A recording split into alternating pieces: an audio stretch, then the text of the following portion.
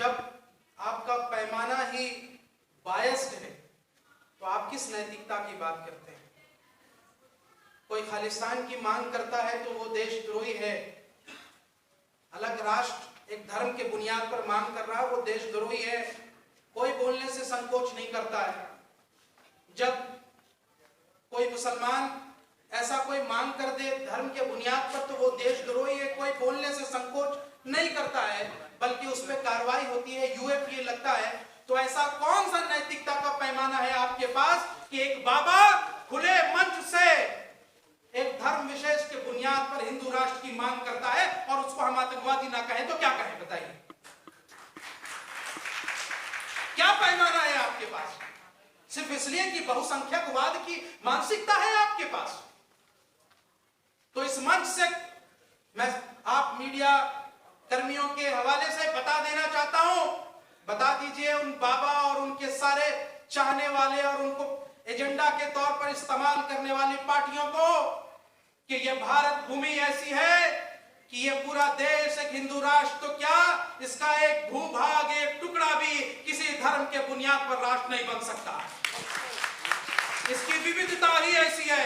और ये मैं अपने दम पर नहीं कह रहा हूं, मैं इस देश के उन सेकुलर हिंदू भाइयों के दम पर कह रहा हूं, उन विभिन्न जनजातीय कम्युनिटी के बुनियाद पर, उन अल्पसंख्यकों के बुनियाद पर कह रहा हूं, जिन्होंने इस देश को सींचा है, जिन्होंने पिछले 75 वर्षों में इस देश को आज का भारत बनाने में अपनी बड़ी कुर्बानियां दी है। पूछिए जरा इन संघ के मानसिकता वालों से कि क्या कुर्बानी है उनकी आजादी में। आज बने बनाए सत्ता मिल गई झूठ के बुनियाद पर तो हवा में उड़ने लगे हैं।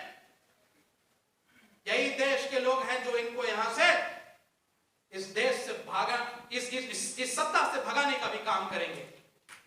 थोड़े दिन आप इंतजार कीजिए।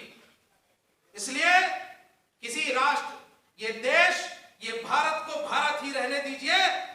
इसमें ही हमारी और आप सबकी भलाई है। और मुझे लगता है बहुत पुरजोर तरीके से उस मुद्दे पर अपना मौकूफ रखना चाहिए। मुझे पता है ऐसे राजनीतिक प्यादे पहले भी आए हैं।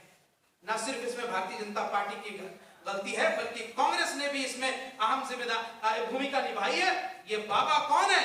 ये बाबा वही है छत्रपुर के आश्रम में कमलनाथ जी के लोगों का जिनका पैसा लगा है, उन्हीं प्यादों से उठ करके आज उनकी बनाई हुई चीजें फायदा उठा रही है भारतीय जनता पार्टी। यह हकीकत है।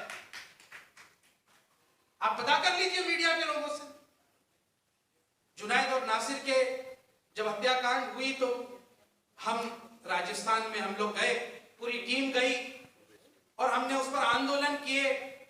हमने इस पे इंसाफ की मांग की, गुहार की। तो जिसके खाकी निक्कर जो पहन के आज भी कांग्रेस के अंदर बैठे हैं, उन्होंने हम पर केस लगवा दिया। उन्होंने यहां से 100 पुलिस कर्मियों को भेज दिया ताकि यहां से कोई इंसाफ के खिलाफ आवाज ना उठा सके।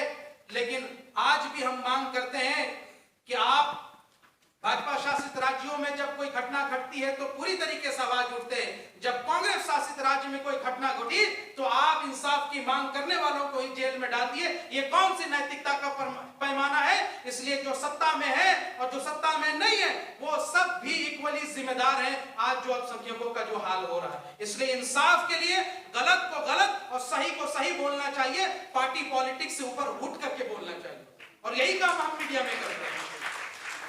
तीसरा मुद्दा मैं संक्षिप्त में रखना चाहूंगा साथियों, जिसमें अब्दुल रहमान साहब ने भी बात रखी और शायद शुक्रिया, मैं आपकी किताब पढ़ रहा हूं अब और पढ़ूंगा कि भगवा लव ट्रैप पे मीडिया चर्चा नहीं करना चाहता कि क्या है। लेकिन पिछले दिनों जब एक चैनल पे हमने इसकी पूरी चर्चा की और हमने सबूत दिखाए कि किस तरीके से राष्ट्रीय बजरंग दल नामक ग्रुप जो है मुसलमान बच्चियों को साजिश में फंसा करके उसकी इज्जत असमत लूट करके बर्बाद करने की प्लानिंग करता है, किस तरीके से इन संगठनों ने यहां से पैसे देने का वादा किया उन लड़कों को, उन कॉलेज यूनिवर्सिटी में पढ़ने वाले लड़कों को कि तुम अगर मुस्लिम लड़कियों को फंसाओ और इनका धर्म परिवर्तन कराओ तो तुम्हें हम पैसे भी देंगे, सुरक्षा भी देंगे। जब ये सब कुछ काम हो रहा हो तो हम उसको भगवा लव ट्रैप ना कहें तो क्या कहें?